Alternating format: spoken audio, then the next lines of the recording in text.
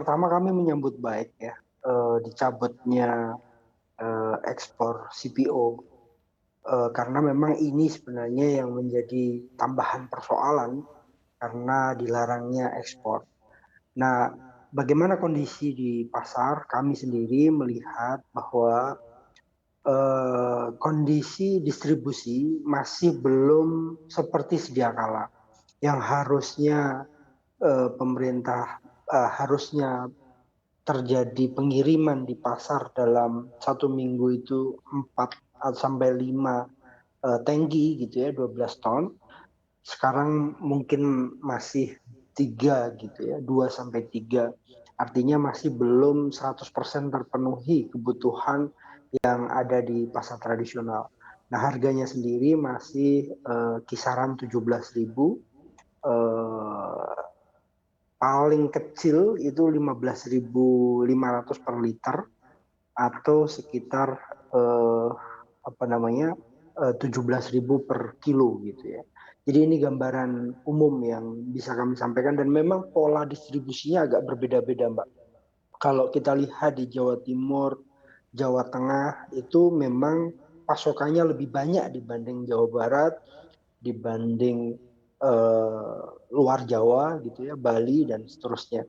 Nah ini menjadi persoalan PR bagi kita sekalian untuk bisa melakukan distribusi di seluruh tempat, di seluruh, provinsi dengan proses yang merata gitu, kira-kira gitu, Mbak.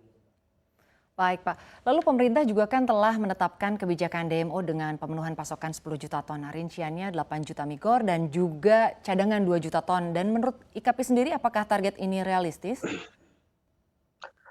Sebenarnya dengan sumber daya yang dimiliki oleh pemerintah ini sangat realistis. Cuman persoalannya adalah bagaimana proses distribusi itu dilakukan di, titik-titik yang sudah ditetapkan. Ada persoalan disparitas harga yang cukup tinggi antara minyak goreng kemasan dengan minyak goreng curah. Ada persoalan, selisih harga yang cukup kecil antara, eee, minyak goreng curah yang siapkan oleh distributor ke pengelola. Ada persoalan-persoalan lain yang seperti disampaikan bahwa, eee, sebelumnya kami sudah sampaikan bahwa memang untuk mengambil barang itu pedagang harus bayar cash and carry di pabrik. Sedangkan kami harus mengumpulkan uang itu dari pedagang-pedagang. Nah, dari titik-titik ini menjadi persoalan tersendiri karena sebelumnya berpuluh-puluh tahun kami harus, menunggu barang itu nyampe baru kita bayar kalau barang itu nyampe di pasar kami.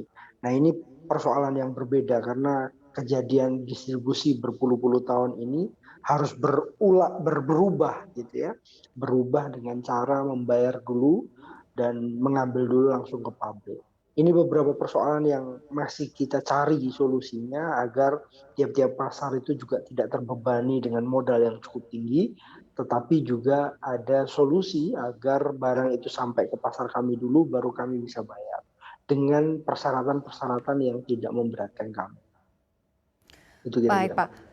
Ya, lalu terkait dengan harga, sebetulnya apakah ekspektasi harga migor curah murah ini sudah terpenuhi begitu dan apakah dengan kondisi HIT sekarang, berapa harga migor curah di pasaran saat ini dan seperti apa menurut Anda idealnya?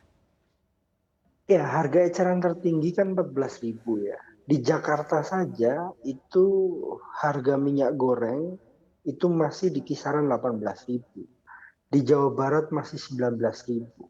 Di Jawa Tengah memang ada penurunan. Jawa Tengah, Jawa Timur, pasokannya lebih banyak dibanding, di Jawa Barat ya, sekitar 17.200 sampai 17.500. Ada yang menjual, 15.500 atau sekitar, 16.000.